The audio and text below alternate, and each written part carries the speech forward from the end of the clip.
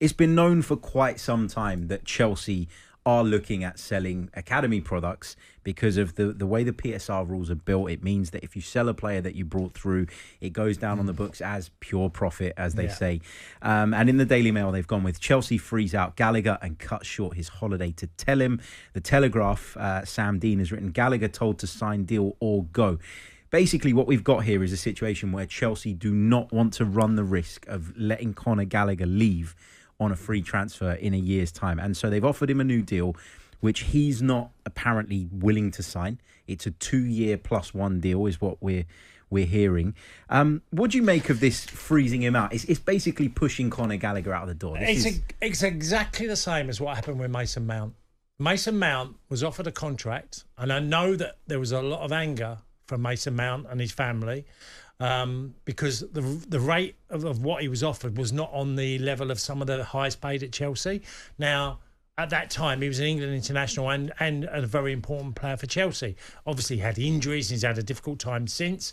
He was forced out. There's no way. I don't know how we've got to this place where the youngsters that you nurture, bring through, they end up being assets for you to sell. They don't become valuable for you to keep. They've offered him a 2-year +1. You don't know. You obviously 5- and 6-year contracts given to every other Chelsea player. Some of them have got 7 years. Yeah, 7 years, and higher. That you're giving a 2-year +1 to a guy. Well, look, they don't want him to sign that. Exactly. I was about to say, this is a contract. Please don't sign. Well, we need the 33 million for other reasons to come into the football club. You got to go. He was a vice captain or standing captain last year. He's always made it clear that Chelsea is his club. That's the place he wants to be at. So if he's Mason not signing, Mount was his club. And he used the same words. I mean, Trevor Shalabar's another one. There's a third one there. How have Chelsea got them? Well, not Chelsea, but football got this. Got into this position, I don't know. I do think there's a wider discussion around this about the way the PSR rules work. It encourages clubs to do this. But I still think as a football club, you have a responsibility when you nurture a young player and bring them through and they repay you by, performing, which Conor Gallagher did last season. We're talking about a midfield that was built of Conor Gallagher and 2 players that they paid in excess of £100 million for. And he was the one that came out looking the best. So I think Chelsea have a responsibility here to treat him right. Okay, you want to sell him, fine, that's your preference.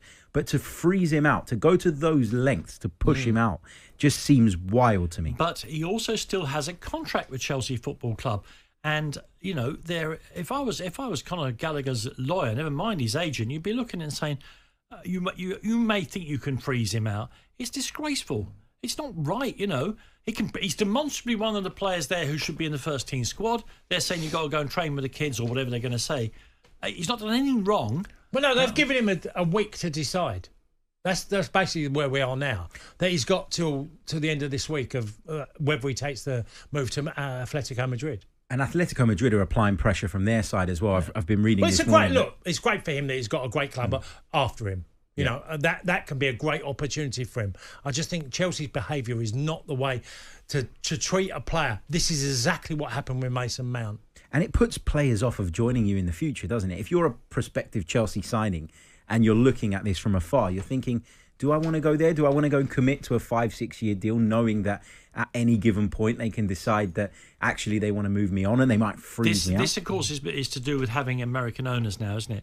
It reminds me of the way that footballers in the NFL are moved around from club to club to club, traded, to use that word.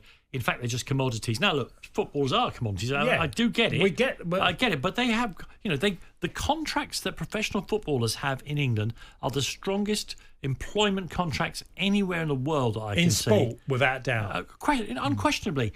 The club can go into tailspin. The tea lady can be sacked, but the contracts of the footballers are absolutely sacrosanct. That's got to be a two-way street. Conor Gallagher can't just be treated like, all right, thanks very much, pal, off you pop. I'm not sure it's a terrible look, I know that. What else have you got in the back pages there? There's plenty on Mark Guehi, who obviously had a really successful European Championships with England. There was a lot of talk going into the tournament around that potentially being a weak spot, and actually he performed played well, to a really high level. The Sun are reporting that Newcastle are very much interested in him, as are the Mirror, who say the two in hunt for 60 million Lion Guehi. Earlier this year, he did say that his favourite stadium to play at was St James's Park. I don't know that you can. He read meant too much Exeter, into I that. think. Yeah, yeah, maybe. But of course, Newcastle are said to be interested in him. It's interesting, this one, because on the one hand, Newcastle have got this exciting project. It's kind of had the handbrake on it, throughout the process so far because of the rules, and they've not been able to spend maybe what people thought they would. This feels like a really strong signing if they can get it done. But the flip side is for Crystal Palace, who recently appointed Oliver Glasner, who's done a really exciting thing in terms of changing the system and bringing a style of football to Palace. They've already lost Elise, haven't they? They've lost Elise. There's a lot of talk about Eze. I don't think they'll lose both of them for what it's worth. But it's another big player from Crystal Palace potentially leaving. Is Newcastle, Cass, a big enough step up for Mark Guehi at this stage? Well, it's a step up without a doubt. Look, Botman had his injuries last year. They got Shah in there. They've got Burnu, they can play. Lascelles had injuries last year. So it's a great opportunity if it comes around. I don't think it will quite get to the fee that's talked about between 60 and 70 million. I think it'll be slightly less. Look, Man United have pulled out, obviously, with buying a centre-half. Liverpool seem to have lost interest as not as a big object. Obviously, Kwanzaa, Liverpool's coming through, a young lad. So I would think it would be a great opportunity for him. Crystal Palace fans must be pulling their hair out, because the moment they get a really good side with not of exciting players, now you see one or two of them go. Though it is fair to say they are a brilliant club at producing players. Yeah, they are. They've probably got the next one on the slipway somewhere, haven't they? One more tiny squeeze one in? Yeah, we can just quickly squeeze in the Spurs stuff, I guess, is a good place to go, given you're of that persuasion. Ange Postecoglou's admitted that Spurs are in the hunt for a new striker. That's being reported in The Sun based on some comments that he made. Solanke's linked, Ivan Toney's linked, Sporting's Victor Gyökeres, another name that's coming up. With a good striker, Danny, how far can Spurs go next season? Really hard to tell, Harry. I'll be absolutely frank with you. Well, you had one for a decade. Yeah, we were very lucky to have him, weren't we? Absolutely. Look, the football Spurs played in the first 10 games of last season was incredible. Then they all got injured and suspended at the same time. And then the last third of the season, you've got to be honest, the coaches in the Premier League thought, oh, that's what they're doing, is it? And it got counteracted. Can they improve the system? Yeah. Can they get the right players in to play the system? At the moment, if Emerson Royal gets this move tomorrow that we expect to AC Milan, Spurs will be in profit yet again in the transfer market. But that doesn't improve the team. They need to bring in at least fans are up in arms. Up in arms about the fact that Richarlison is not a centre forward, is he? No. In any recognisable way. So they haven't replaced Harry Kane. We went through all this under Pochettino. They went 2 years without buying any players. Yes, the coach can improve the players he's got, but I think unless they buy two players who are going to improve the first 11, they will probably tread water. I've been saying to Spurs fans, I live in North London, grown up in North London, I'm surrounded by Spurs fans, and we often talk about the impact that the new stadium has. Now, I know Spurs have done a lot more than Arsenal did to generate other revenues from the stadium, but it does cause you a problem when you get to these situations where you need to constantly improve the squad. You'll always be thinking about turning profits. Harry, no. There's a huge difference in the way the two stadiums were financed. Spurs' debt for the stadium is 30 years out. Leaving it for all the jip he gets, it's 30 years before Spurs have to worry about all that stuff. They've just had yesterday announced that the local council, they're moving the number of non-football events at the stadium up to 30.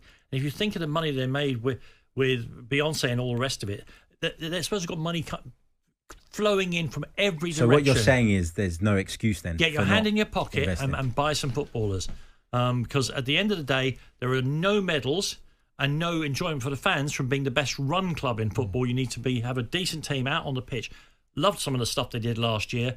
Got some very exciting young players. But if you stand still in the Premier League, you are devoured. On AM, on DAB, via the talkSPORT app and on your smart speaker. talkSPORT.